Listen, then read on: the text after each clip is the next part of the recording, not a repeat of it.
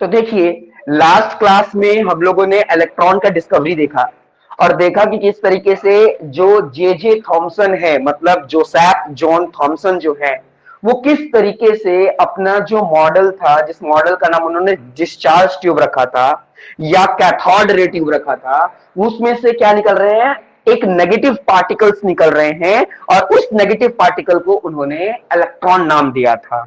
सभी को पता चल गया ना? ठीक है। अब हम लोग बात करेंगे प्रोटॉन की डिस्कवरी। ठीक है, तो अभी हम लोग टॉपिक देख रहे हैं डिस्कवरी ऑफ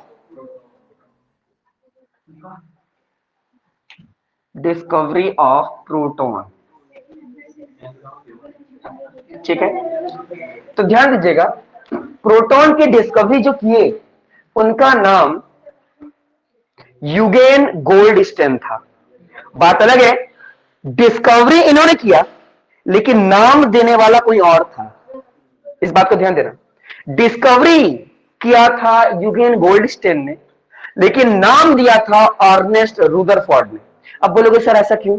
ऐसा इसलिए क्योंकि लोग बता तो दिए कि वो पार्टिकल है, लेकिन वो पूरी तरह से डिस्क्राइब नहीं कर पाए, है ना?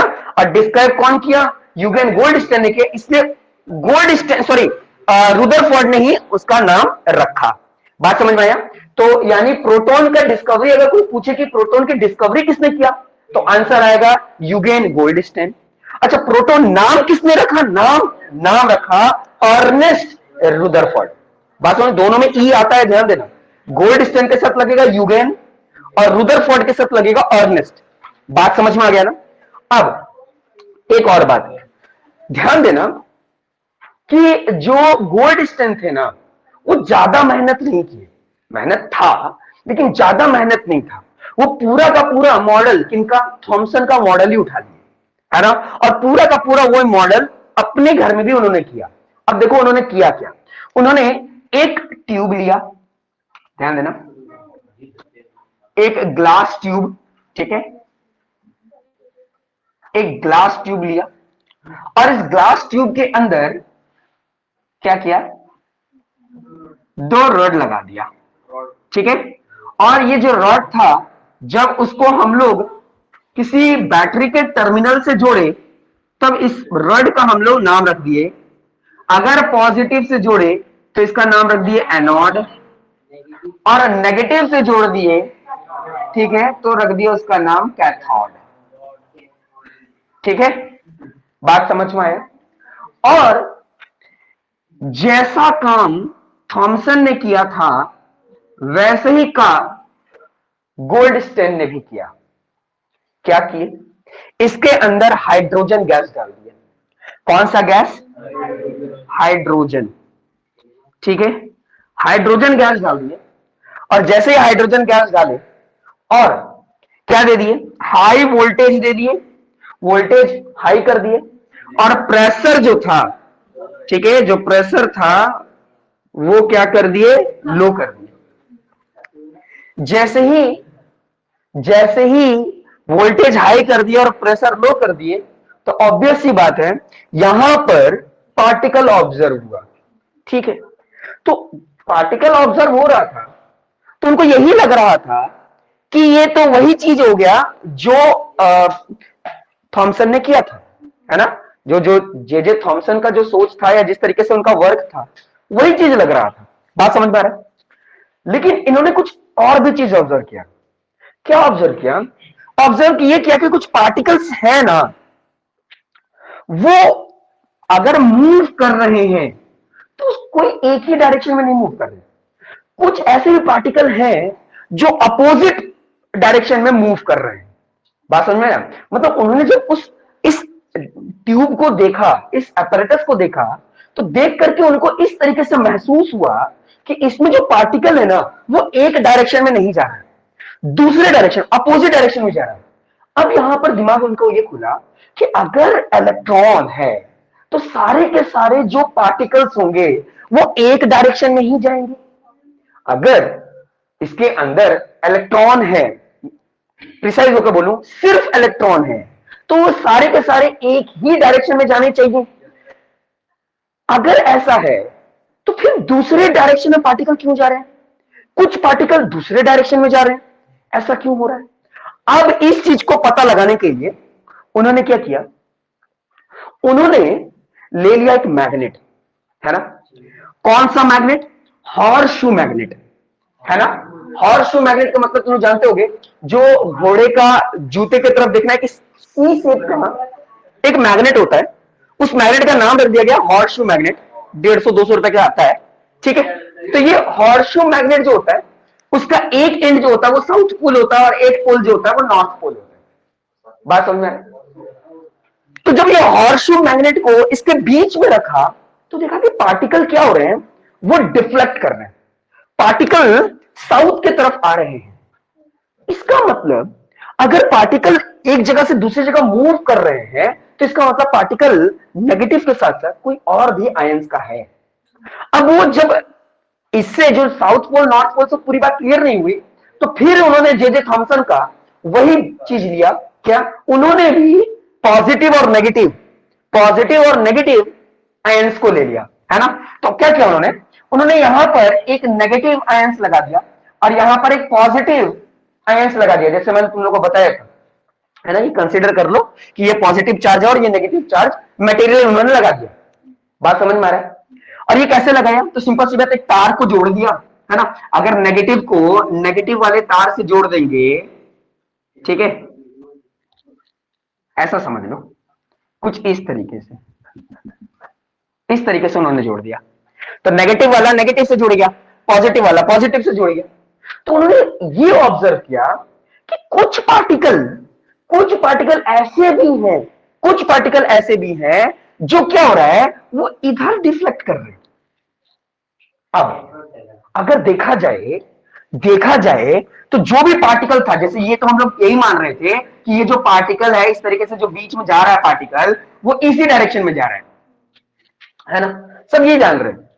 और जब भी हम लोग ये लेकर आएंगे तो ये पार्टिकल इधर ही डिफ्लेक्ट करेगा, उधर ही साइड जाएगा, है ना, क्योंकि नेगेटिव हमेशा किसके पास जाएगा? पॉजिटिव की तरफ। तो अगर इसमें सिर्फ इलेक्ट्रॉन है तो सारे के सारे पार्टिकल उधर ही जाने चाहिए।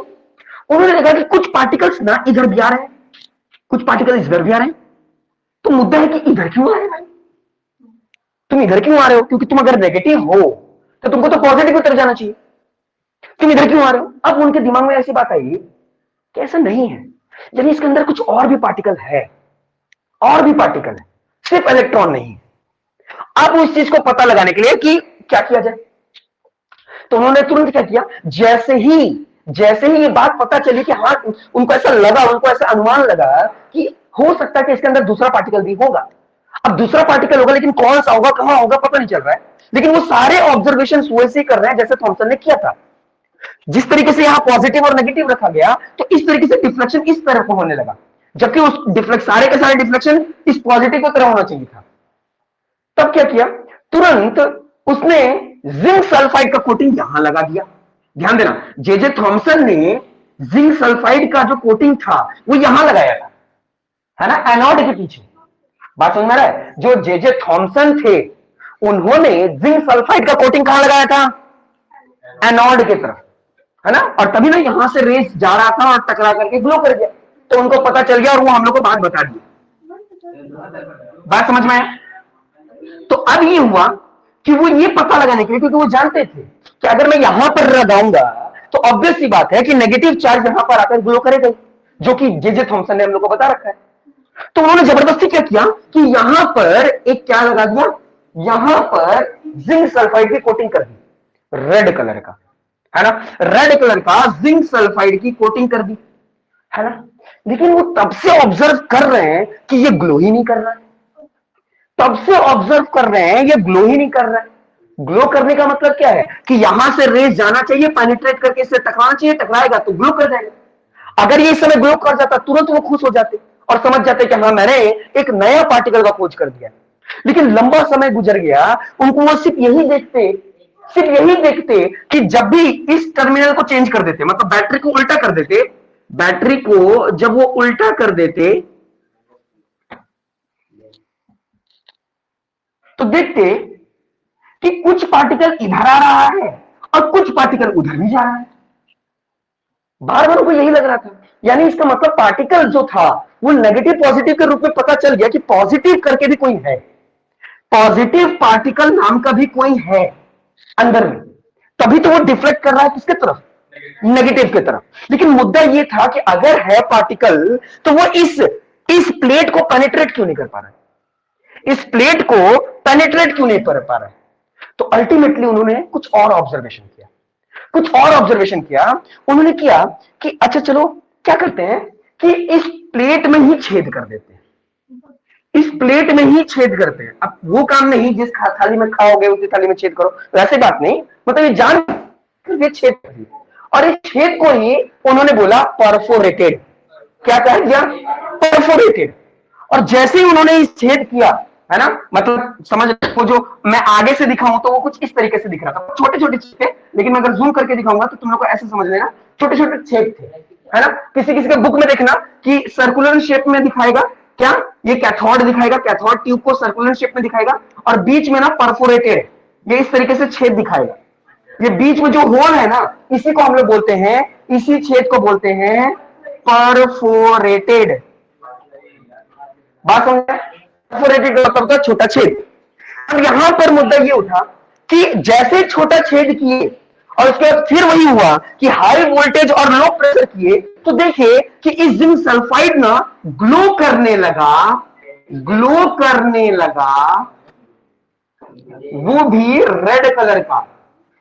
तब उन्होंने समझा कि अच्छा इसका मतलब ये कि रेज निकल तो रहा था, लेकिन ये चट्टान के जैसा खड़ा था और उसको आर पार जाने नहीं दे रहा था, चट्टान की तरह मतलब खड़ा था, आने जाने दे रहा। तो इसका मतलब कि जो इलेक्ट्रॉन है उसके पास इतना ताकत है कि वो आराम से क्या कर रहा है, इस प्लेट को पेनिट्रेट कर जा रहा है, आर पार कर दे रहा है। लेकिन जो पॉजिटिव चार्ज है उसके पास उतना ताकत नहीं है कि वो इसको पेनिट्रेट मतलब आर पार कर सके, इसलिए पहले से उन्होंने छोटे छोटे छेद कर दिया, और जहां जहां छोटे छोटे छेद किया वहीं से प्रोटॉन जो था, यानी वो जो पॉजिटिवली चार्ज था वो आर पार जा रहा था, और आर पार जाने के बाद जब वो स्ट्राइक कर रहा था और तो फिर ग्लो कर रहा था। फिर इस बात से क्या हुआ, इस बात से ये भी बात पता चली कि ये जो प्रोटॉन है ना, ये जो प्रोटॉन है इसके पास अगर इतनी ताकत नहीं है, इसका मतलब ये है कि ये प्रोटॉन इस एनोड से नहीं आ रहा,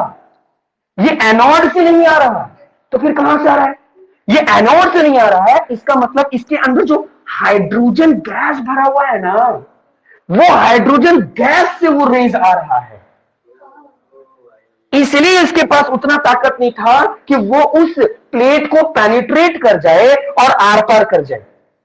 यानी ये जो हाइड्रोजन था, हाइड्रोजन के आयंस थे, वो क्या हो रहे थे, आयोनाइज हो जा रहे थे, है ना। इलेक्ट्रॉन इसमें से निकल जा रहा था, और इसको पॉजिटिव करने के लिए दो प्रोटॉन आ जा रहे थे इसके पास, यानी इसके पास जो पॉजिटिवली चार्ज था वो इधर चला जा रहा था, और जो नेगेटिवली चार्ज था वो तो इसको लेकर के आर पार चला जा रहा था। मतलब ये जो पॉजिटिवली चार्ज आयन था वो इस हाइड्रोजन के कारण ही क्रिएट हुआ, यानी ये प्लेट से नहीं आया। जैसे इसमें हम लोग क्या देखे थे, हम लोग ये देखे थे इलेक्ट्रॉन में कि जो रेज आ रहा है वो कहां से आ रहा है, कैथोड से निकल रहा है। लेकिन प्रोटॉन में क्या हुआ, पता चला कि इस हाइड्रोजन गैस का क्या हुआ है, आयोनाइजेशन हो गया, इलेक्ट्रॉन निकल गए, बचा प्रोटॉन, और प्रोटॉन जब अकेला बच गया तो वो क्या होने लगा, वो किधर डिफ्लेक्ट होने लगा, वो कैथोड रे की तरफ डिफ्लेक्ट होने लगा। बात समझ में आ रहा है, कहने का मतलब क्या है, तुम लोग नॉर्मल समझ, एक इलेक्ट्रॉन सॉरी एक हाइड्रोजन है ना, हाइड्रोजन के अंदर इलेक्ट्रॉन भी है, प्रोटॉन भी है। अब हुआ ये कि जब ये दोनों थे तो यहां पर ये लोग आराम से मंडरा रहे थे, मतलब मूव कर रहे थे। जब हाइड्रोजन के अंदर इलेक्ट्रॉन प्रोटॉन दोनों था तो आराम से बीच में मंडरा रहे थे। जैसे ही हम लोग इलेक्ट्रॉन को जब पास किए, मतलब हाई वोल्टेज दिए, तो ये इलेक्ट्रॉन यहां से निकला और इस इलेक्ट्रॉन को लेकर के अपने साथ कहां चला गया, यहां पर लेकर चला गया एनोड की तरफ। अब यहां पर प्रोटॉन अकेला रह गया। जब प्रोटॉन अकेला रह गया तो ये कौन सा चार्ज, पॉजिटिवली चार्ज, और इस पॉजिटिवली चार्ज को किसने खींच लिया, कैथोड ने नेगेटिव की तरफ। बात समझ में आ रहा है, ये अपनी ओर मतलब ये किसके तरफ चला गया, ये चला गया कैथोड की तरफ। बात समझ में आ रहा है, अपने आप नहीं जा सकता था, क्योंकि जब इसके पास इलेक्ट्रॉन था, इलेक्ट्रॉन और प्रोटॉन दोनों था, तब तो वो आराम से मूव कर रहा था। बात समझ में आ रहा है? यानी जैसे ही वो इलेक्ट्रॉन को लूज किया तो अब ये अकेला पड़ गया। अब इसके अंदर सिर्फ क्या बचा? सिर्फ प्रोटॉन बचा।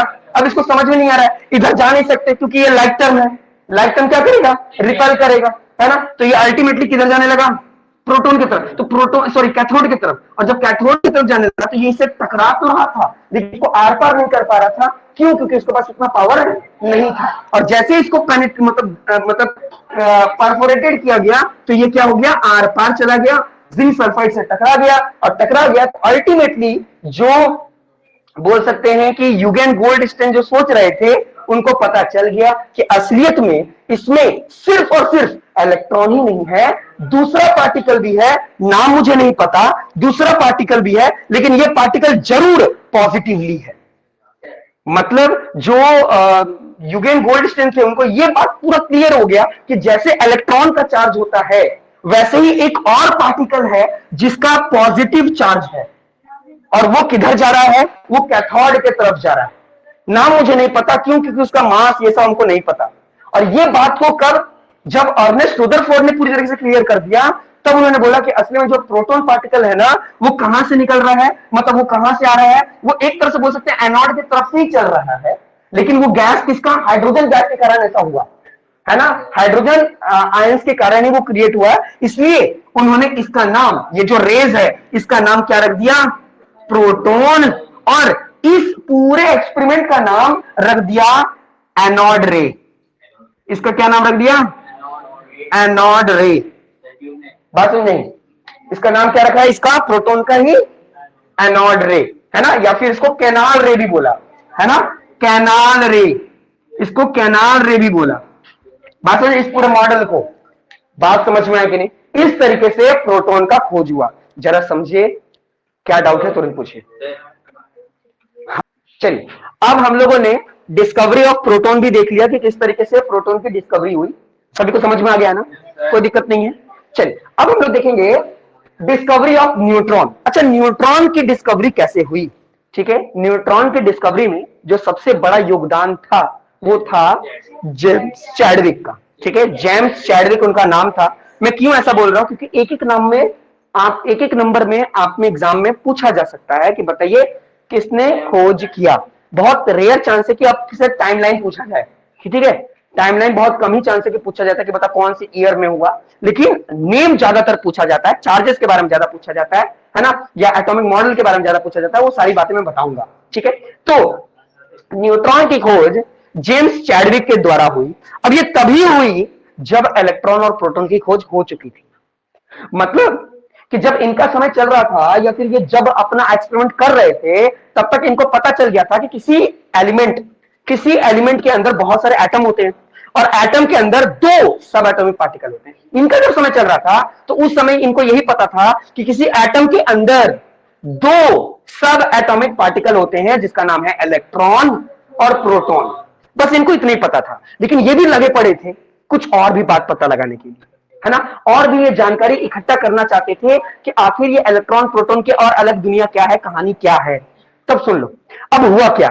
हुआ ये कि इनका मदद करने के लिए एक बहुत ही बड़े साइंटिस्ट थे जिनका नाम था हेनरी मॉसले, है ना? तो हेनरी मॉसले ने क्या किया कि 1900 आई थिंक 13 में, एग्जैक्ट मेरे को याद नहीं है, लेकिन 1913 में जो हेनरी मॉसले थे, हेनरी मॉसले, इन्होंने ही बोला कि जो भी एटॉमिक नंबर होता है, एटॉमिक नंबर होता है, वो नंबर ऑफ प्रोटॉन के बराबर होता है। नंबर ऑफ प्रोटॉन के बराबर होता है। इसका मतलब यह है कि कोई भी एलिमेंट हमारे पास एक्स है, मैंने कल एग्जांपल दिया था सोडियम का लेकर बताया था, तो मतलब कि उसके पहले 1913 में ही हेनरी मॉसले ने बता दिया कि कोई भी एलिमेंट, हम लोग एलिमेंट एक्स मान लेते हैं, तो उस एलिमेंट का ऊपर में जो रहता है ये ए, उसको ए से डिनोट करते हैं, और ए रहता है एटॉमिक मास। एटॉमिक मास, और एटॉमिक मास को ए से डिनोट करते हैं। इस चैप्टर का बहुत ही इंपॉर्टेंट क्वेश्चन पूछा जाता है कि एटॉमिक मास कौन से लेटर से डिनोट किया जाता है? तो लेटर ए, वो भी कैपिटल लेटर ए, ठीक है, पूछा जाता है कि एटॉमिक नंबर क्या चीज से डिनोट किया जाता है, तो एटॉमिक नंबर जो होता है वो कैपिटल लेटर Z से डिनोट किया जाता है। ठीक है, तो हेनरी मॉसले ने बताया कि जो एटॉमिक नंबर होता है, एटॉमिक नंबर मतलब चाहे मैं एटॉमिक नंबर लिख दूं या मैं Z लिखूं, जैसे ही Z लिखूं आप समझ जाना कि एटॉमिक नंबर की बात हो रही है। तो हेनरी मॉसले ने बताया कि किसी भी एटम के अंदर जो एटॉमिक नंबर होता है, यानी ये जो Z होता है, वो नंबर ऑफ प्रोटॉन के बराबर होता है, नंबर ऑफ प्रोटॉन के बराबर। ये बात 1913 में पता था। अब जेम्स चैडविक का जब समय आया तो जेम्स चैडविक ने क्या किया, जेम्स चैडविक ये जानते थे कि अच्छा ठीक है, यानी एटॉमिक नंबर जो होता है वो नंबर ऑफ प्रोटॉन के बराबर होता है ना। और जब प्रोटॉन का मास है ना, प्रोटॉन का मास को हम लोग किससे डिनोट करते हैं, ए से। और प्रोटॉन का मास हम लोगों को अर्नेस्ट रुदरफोर्ड ने बता दिया था कैलकुलेशन करके, है ना, कि उसका जो होगा वो क्या होगा, अगर एब्सोल्यूट देखा जाए तो क्या होगा 1.6 इंटू 10⁻⁻24 ग्राम, है ना। अगर इतना नहीं समझते तो आप डायरेक्ट ले लेना 1 AMU, मतलब 1 एटॉमिक मास यूनिट। ठीक है, अब ये 1 AMU आया कहां से, इसके पहले वाले चैप्टर में मैंने बता दिया था, है ना, एटम एंड मॉलिक्यूल में जब कार्बन के साथ क्या करते थे, कंपेयर करके बताया था। इतनी बात समझ में गई। अब हुआ क्या, अब यहां से एक नया मुद्दा स्टार्ट हुआ। अब इन्होंने क्या किया, इनको हेनरी मॉसले से, किसको, जेम्स चैडविक को, हेनरी मॉसले की बातों से एक नया क्लू मिला। क्या क्लू मिला, उनको यह पता चला कि भाई किसी का भी एटॉमिक नंबर जो होता है ना, वो उसके नंबर ऑफ प्रोटॉन से पता होता है। और जितना भी जो प्रोटॉन का मास होता है ना, वो लगभग इतना होता है, लेकिन हम लोग उसको सॉल्व करने के लिए 1 भी मान सकते हैं। ठीक है, तो उन्होंने क्या किया, उन्होंने बोला अच्छा ये बात है तो बहुत अच्छी बात है, तो उन्होंने क्या किया, हीलियम का एटम ले लिया। किसका एटम ले लिया, हीलियम का एटम ले लिया। और हीलियम का एटम में देखा कि उसमें 4 प्रोटॉन होते हैं। ठीक है, क्या हो रहे हैं, 4 प्रोटॉन, इसका मतलब उसका मास कितना हो गया, 4 हो गया। तुम लोग को समझाने के लिए बता रहा हूं, ध्यान से समझना, यानी 4 होते हैं। इतना बात समझ में आ गया, अगर 4 होते हैं, ठीक है, ये उनका मास देखा, ठीक है, तो वो क्या किए, वो देख रहे थे, असलियत में या उस समय 4 नहीं पता था, लेकिन तुम लोग को समझाने के लिए, तो उन्होंने क्या किया, इसको एक तराजू पे रख दिया, है ना, इसको एक तराजू पे रख दिया, है ना। और दूसरे तरफ क्या किया, दूसरे तरफ हाइड्रोजन ले लिया। हाइड्रोजन का क्या होता है, मास 1 होता है। वैसे इसके तो आइसोटॉप्स होते हैं, है ना, लेकिन मैं असली में कौन से आइसोटॉप्स की बात कर रहा हूं, ऐसे आइसोटॉप्स हाइड्रोजन का जिसका मास 1 होता है, उसको बोलते हैं प्रोटियम। प्रोटियम, ठीक है, उसका नाम है प्रोटियम। ठीक है, इसके आइसोटॉप्स होते हैं, वो आगे एक टॉपिक है तुम लोग का, आइसोटॉप्स एंड आइसोबार, है ना, बहुत इंपॉर्टेंट टॉपिक है, उसको भी समझेंगे। तो ध्यान देना, उन्होंने ये देखा, ध्यान देना, उन्होंने ये देखा कि जैसे मान लो सपोज दैट कि इसके अंदर 2 ऐसे प्रोटॉन, ठीक है, 2 प्रोटॉन है, ध्यान देना, 2 प्रोटॉन है। अगर नंबर ऑफ प्रोटॉन 2 है, मेरी बात को ध्यान समझना, अगर नंबर ऑफ प्रोटॉन कितने हैं, 2, क्योंकि नीचे हमेशा क्या लिखते हैं हम लोग, नीचे हम लोग उसका नंबर लिखते हैं, एटॉमिक नंबर। मैं Z लिखूंगा तो नंबर समझ जाओगे, और A लिखूंगा तो मास समझ जाओगे, है ना, तो नीचे से नंबर। ठीक है, तो उन्होंने ये देखा कि अच्छा चलो ठीक है, हीलियम जो है उसके पास 2 प्रोटॉन है, तो यानी 2 प्रोटॉन है, तो एक तरह से समझ लो कि 2 AMU, है ना। तो उन्होंने देखा कि चलो ठीक है, इसको बैलेंस करते हैं। तो देखा उन्होंने कि हाइड्रोजन का जो है मास 1 होता है, मास कितना है, 1 है, और एटॉमिक नंबर कितना होता है, 1 होता है। चलो ठीक है, यानी इन दोनों को बैलेंस करने के लिए इसका कांटा अभी अगर ऐसा रखा जाए तो ऑब्वियस सी बात है कि ये कांटा ऊपर जाने लगे, मतलब ये ऊपर जाने लगेगा और ये नीचे आने लगेगा। तराजू देखोगे तो 2 प्रोटॉन या 1 प्रोटॉन, तो ऑब्वियस सी बात है कि ये क्या, ये कहां, सॉरी ये भारी हो गया ना, ये भारी हो गया, सॉरी ये नीचे हो गया, और ये कहां चल जाएगा, ऊपर चल जाएगा। अगर 2 प्रोटॉन है तो इसका अगर नॉर्मल आप समझने की कोशिश कीजिएगा तो क्या होगा, 2 AMU हो जाएगा। ठीक है, और यहां पर प्रोटॉन 1 है तो इसका मतलब 1 AMU होगा। तो इसका मतलब जब हम इसको देखें तो ऑब्वियस सी बात है, ये भारी और ये हल्का होगा, तो जहां भारी होता है वो नीचे चल जाएगा और जो हल्का है वो ऊपर आ जाएगा। तो बोले कोई बात नहीं है, अगर बैलेंस करना है तो एक और ले आओ, है ना, वो यही सोचे कि एक और हाइड्रोजन ले आओ, तो अब ये कितना हो जाएगा, अब ये हो जाएगा 2AMU और ये हो जाएगा 2MU, दोनों 2MU, तो ये बराबर हो जाना चाहिए, हो जाना चाहिए। जब ऐसा किए तो देखा गया कि ऐसा नहीं हो रहा है, अभी भी ऐसा है, अभी भी ये नीचे ही है और ये ऊपर ही हो रहा है।